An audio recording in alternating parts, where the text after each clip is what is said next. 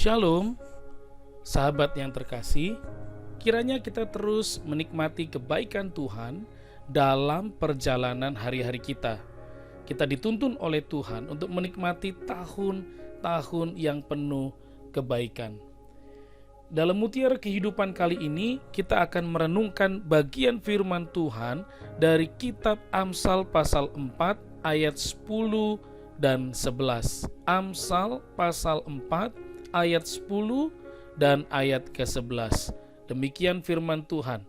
Hai anakku, dengarkanlah dan terimalah perkataanku, supaya tahun hidupmu menjadi banyak. Aku mengajarkan jalan hikmat kepadamu. Aku memimpin engkau di jalan yang lurus. Firman yang kita baca hari ini memberitahukan betapa pentingnya pengajaran dari orang tua kepada anaknya, dan pentingnya seorang anak memperoleh didikan dari orang tuanya. Setiap anak muda akan menjalani hidup dalam kesalahan, kebodohan, kegagalan, kebobrokan, serta mungkin masa depan suram bila tidak dididik dengan baik. Karena itu Amsal menunjukkan bahwa sangatlah penting untuk memperoleh hikmat, pengetahuan, dan pendidikan dalam kehidupan kita ini. Di dalam ayat-ayat firman Tuhan ini kita mendapati, pertama adalah ajakan yang dilayangkan Salomo kepada anak-anaknya untuk datang dan menerima didikan darinya. Dengarkanlah hai anak-anak didikan seorang ayah. Apa artinya? Pertama adalah biarlah anak-anakku sendiri terlebih dahulu menerima dan mengindahkan semua didikan yang aku paparkan untuk mendidik orang lain juga.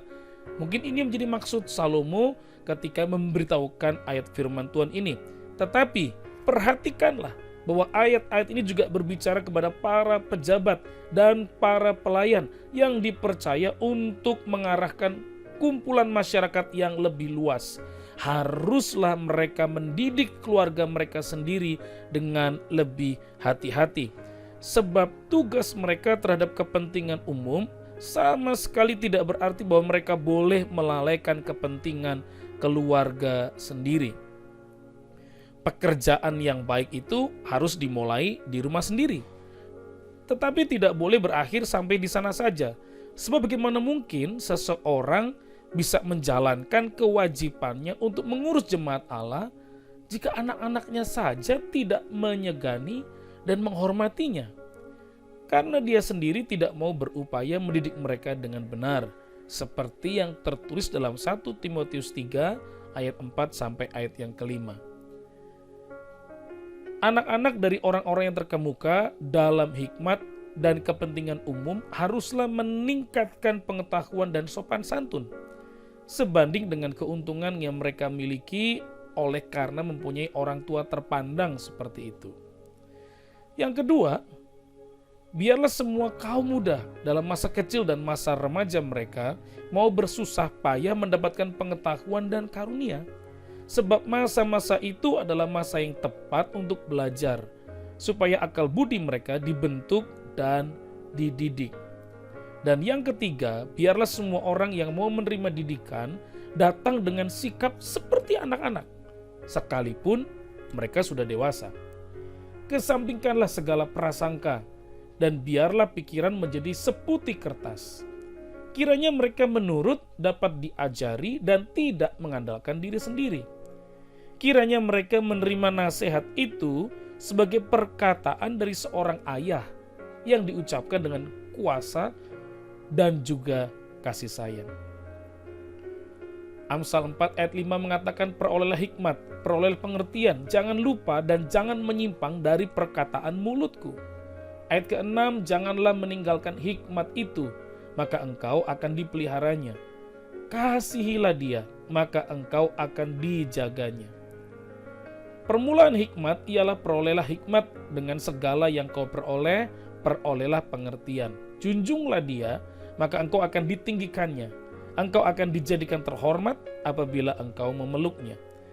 Ia akan mengenakan karangan bunga yang indah di kepalamu. Mahkota yang indah akan dikaruniakannya kepadamu. Dari Amsal yang kita baca ini menunjukkan dan menyatakan sebuah kesaksian kehidupan yang pasti. Bahwa ketika seseorang hidup di dalam hikmat dan pengertian yang benar, maka itu akan memelihara kehidupannya.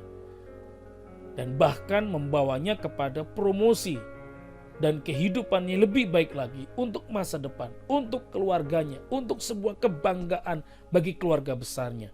Karena berjalan di dalam hikmat, memeluk pengertian sehingga kehidupannya tidak melenceng ke kiri atau ke kanan.